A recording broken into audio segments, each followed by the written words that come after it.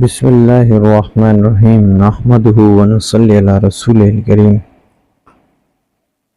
دوستو بزرگو، ہمارا جو سیرت کا موضوع چل رہا تھا، اس میں ہم یہاں پر پہنچے تھے کہ اللہ جل شانہ نے اپنے فضل سے مکہ فتح کر دیا۔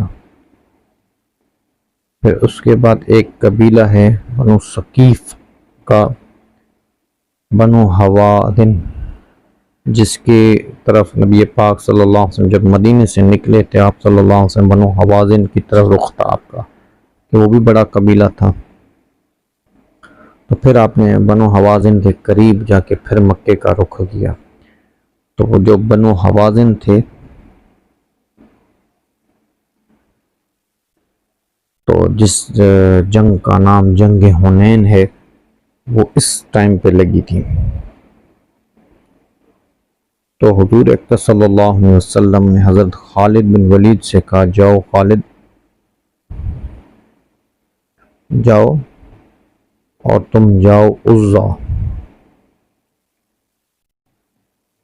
کو توڑ کے۔ عزا ایک ان کا مندر تھا جس میں حضرت اللہ جل شانہ نے احد کی لڑائی میں ابو سفیان نے اور دوسروں نے زور آواز سے کہا کہ آج عزا کو ماننے والے کو عزا نے عزت دی ہے۔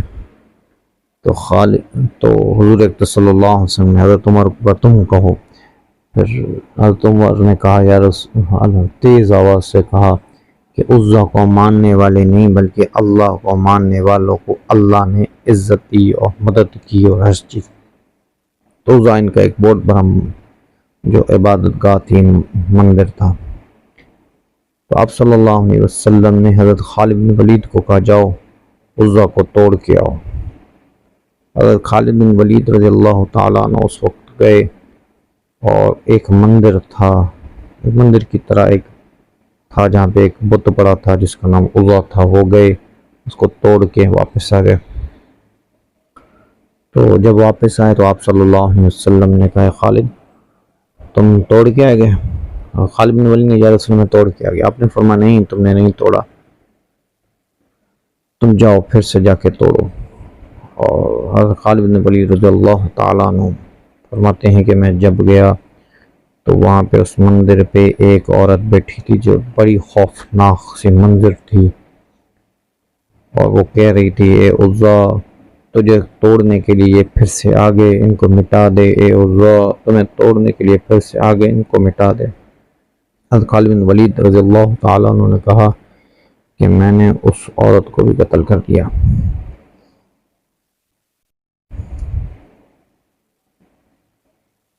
اور وہ جب آپ صلی اللہ علیہ وسلم کے پاس آئے کہ میرے یا رسول اللہ، میں کام کر کے، آپ نے فرمایا کون تھا؟ اس نے، یا رسول اللہ، ایک عورت تھی جس کو میں قتل کر کے آیا ہوں۔ تو آپ صلی اللہ علیہ وسلم نے کہا، یہی عزا ہے، یہی وہ چڑیل ہے عزا۔ عزا تو صرف بت ہے، کام کرنے والی یہی ہے۔ اس لیے ایک کتاب ہے جس کا نام ہے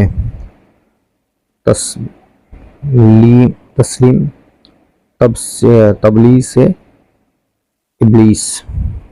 جب اس کتاب کو آپ پڑھو گے تو اس کتاب میں یہ ساری چیزیں لکھی ہیں کہ شیطان کس طریقے سے آدمی کا دھیان جو ہے اللہ سے ہٹا کے ان بتوں پہ ڈال دیتا ہے۔ کام شیطان خود کرتا ہے، پر صرف آپ لوگ ان بتوں کو سب کچھ مانو اسی لیے۔ تو بہرحال تو اللہ جل شان نے خالد بن ولید کو فتح دی، اور خالد بن ولید نے اس چڑیل کو قتل کر دیا، اور پھر آپ صلی اللہ علیہ وسلم نے حنین کے لیے روانہ ہوئے۔ حنین جو ہے ایک جگہ کا نام ہے، حنین۔ اصل جو جنگ تھی وہ بنو حزان والوں کے پاس، حزان والوں سے جنگ تھی، بنو ثقیف کا قبیلہ تھا، اور اس کے امیر کا جو نام تھا وہ تھا عروۃ بن مسعود۔ اور عروۃ بن مسعود جو تھا اس وقت جو تھا باہر تھا، باہر گیا ہوا تھا عروۃ بن مسعود، سردار ان کا تھا سب سے بڑا۔ اور یہ اتنے بڑا سردار تھا کہ لوگ مکے میں کہتے تھے کہ اللہ اگر قرآن اتارتا تو ان دو لوگوں پہ ضرور نبوت اتارتا تو ان دو لوگوں پہ ضرور اتارتا، اس کا قرآن بھی کہتا ہے ایک تھا عروت ابن مسعود اور دوسرا تھا ولید بن مغیرہ جو تھا، یہ دونوں اتنے بڑے آدمی تھے، وہ کہتے ہیں اگر قرآن اترتا ان دونوں کے اوپر اترتا، ان کے علاوہ کسی اور پہ کیوں اترتا، اتنا بڑے آدمی یہ دو تھے۔ تو وہ اس وقت پہ نہیں تھا، وہ کہیں باہر گیا ہوا تھا سفر پہ، ان کا سردار تو تھا ہی نہیں۔ تو لوگوں نے مشورہ کر کے سرداروں کا بیٹا ایک تھا مالک ابن عوف، اس کو سردار بنا لیا۔ یہ 24 سال کا نوجوان لڑکا تھا، اس کو انہوں نے اپنا سردار بنا دیا، اور سردار بنا کے اس کے بعد انہوں نے جو ہے ایک تدبیر رکھی، انہوں نے کہا سارا یہ کیا جنگیں ہم کرتے ہیں 8 آدمی 10 آدمی، آج مسلمانوں پہ اپنی طاقت کے حساب سے حملہ کریں گے، ساری کی ساری طاقت، عورتیں بھی بچے بھی سب لگا دیں گے۔ تو اس نے حکم دیا، مالک ابن عوف نے حکم دیا چلو نکلو یہاں سے باہر چلو۔ تو ایک ان آدمی تھا جس کی عمر تھی 160 برس، عمر اس کی 160 سال عمر تھی، درید ابن سما نام تھا اس کا۔ تو اس کی 160 عمر تھی، اور اس کی عمر جو تھی اس میں چیزوں میں غزی، جنگوں میں، ان میں تو وہ موٹا بھی بہت ہو گیا تھا اور اندھا بھی ہو گیا تھا، ثقیف قبیلے کا تھا۔ تو انہوں نے کہا مجھے اپنے بادشاہ، کس کو بادشاہ کیا؟ انہوں نے کہا مالک ابن عوف کو بادشاہ کیا۔ انہوں نے کہا کہ اس کو سردار کیا ہے تم لوگوں نے، یہ تو بہت نوجوان سا ہے، تو لڑائی کے بارے میں اتنا نہیں جانتا، مجھے اس کے پاس لے کے چلو۔ اس نے کہا کہ یہ تم نے حکم کیے ہیں، یہ تو حکم صحیح مناسب نہیں ہے، پر ایک جگہ میں تمہیں بتاؤں کہ کبھی بھی طائف کے قریب مت لڑنا، دوسری کوئی جگہ منتخب کرو، اور جگہ بھی تم منتخب کرو لڑنے کے لیے۔ مسلمان اگر منتخب کریں گے جگہ لڑنے کے لیے تو وہ یہ بازی تمہارے ہاتھ سے نکل جائے گی۔ تو پھر یہاں سے 20,000 کا لشکر نکلا، اور انہوں نے کیا کیا، اور دوسرا اس نے کہا کہ عورتیں اور بچے جو ہیں وہ بھی تم اونٹوں پر بٹھا دینا تاکہ دور سے بڑا لشکر نظر آئے۔ اور خود صحابہ کرام رضوان علیہ اجمعین کہتے ہیں کہ ہم نے دیکھا کہ وہ تو 80,000 کا لشکر دکھ رہا تھا، حالانکہ وہ 20,000 کا لشکر تھا۔ اور پھر نبی پاک سے پھر وہ جا کے حنین پر وہ اس نے اپنا لشکر روک دیا۔ حنین پہاڑی جو ہے یہ ایک وادی ہے، ہر طرف سے پہاڑ ہیں، بیچ میں ایک وادی ہے حنین جس کا نام ہے، تو اس میں انہوں نے اپنا لشکر کو روکا تھا حنین میں۔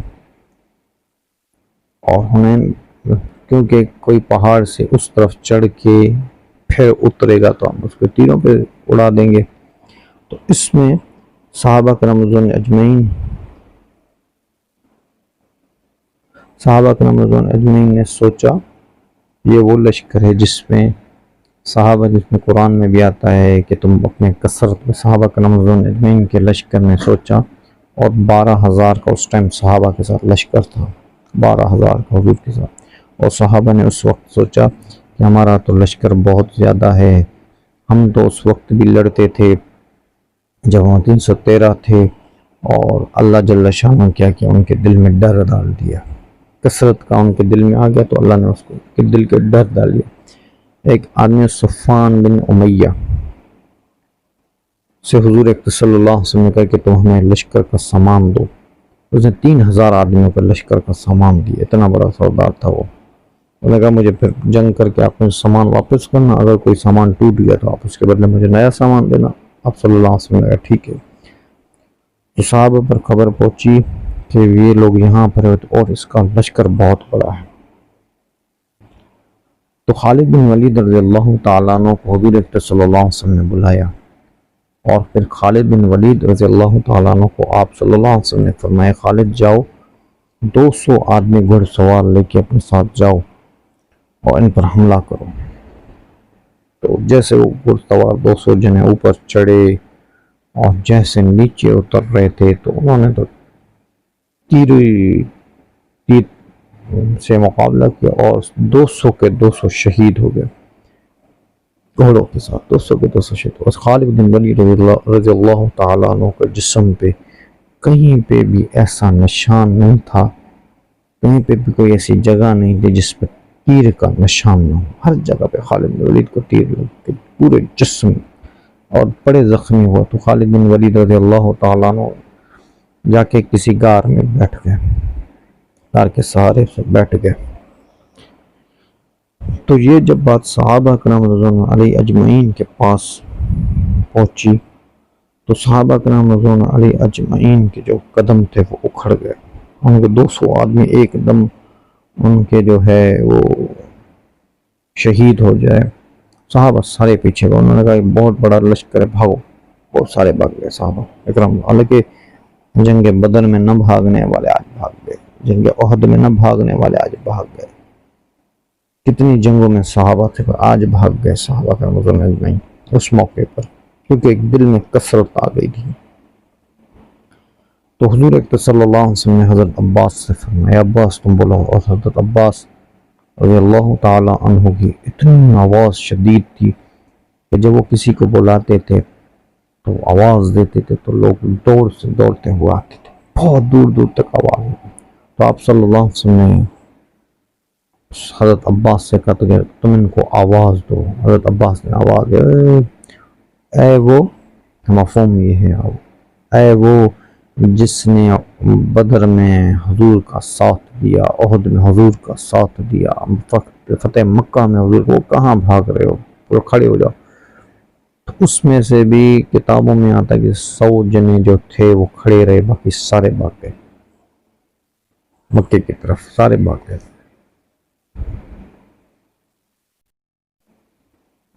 تو 100 آدمی کے ساتھ حضور اکرم صلی اللہ علیہ وسلم نے چڑھائی کی، ان پر پہاڑ چڑھے۔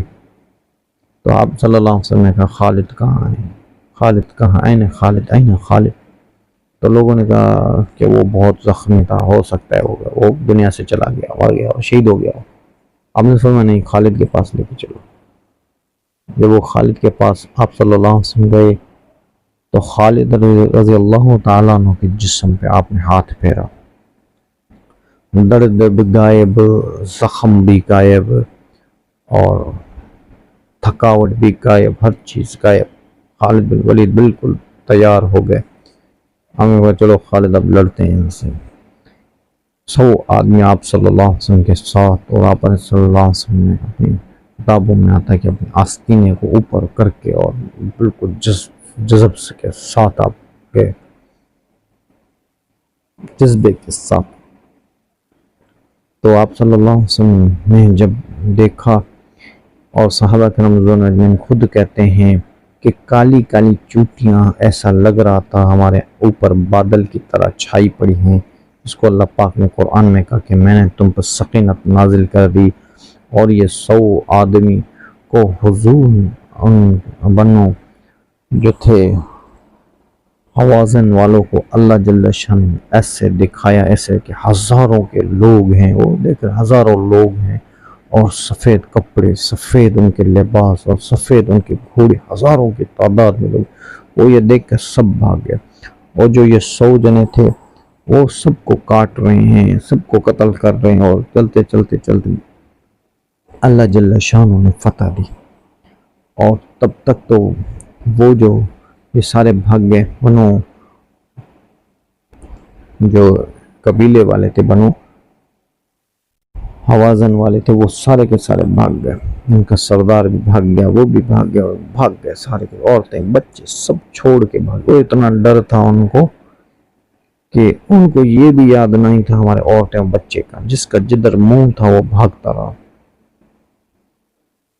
تو پھر جب صحابہ بھاگ گئے تھے ان کو بھی یہ خبر پہنچی کہ حنین میں تو اللہ جل شانہ کی مدد آگے، حنین تو فتح ہو رہا ہے، تو وہ صحابہ پھر واپس آ گئے، سارے صحابہ تو وہ تو بھاگ گئے، اور بھاگتے بھاگتے بھاگتے ایک جگہ ہے جس کا نام ہے لیا، وہ ایک گاؤں تھا، لیا چھوٹا گاؤں تھا، وہاں پہ حوازن والوں کا ایک بڑا قلعہ تھا۔ جو بادشاہ تھا نا، یہ سردار تھا مالک ابن عوف، اس کا بڑا قلعہ تھا وہاں پہ، وہ قلعے میں جا کے پناہ لی، اور پھر اس نے سب کو پھر جمع کیا، بہت بڑا قلعہ تھا، پھر اس نے سب کو جمع کیا، تو زندگی رہے گی تو بات چلتی رہے گی۔ وَمَا عَلَيْنَا إِلَّا الْبَلَاغُ۔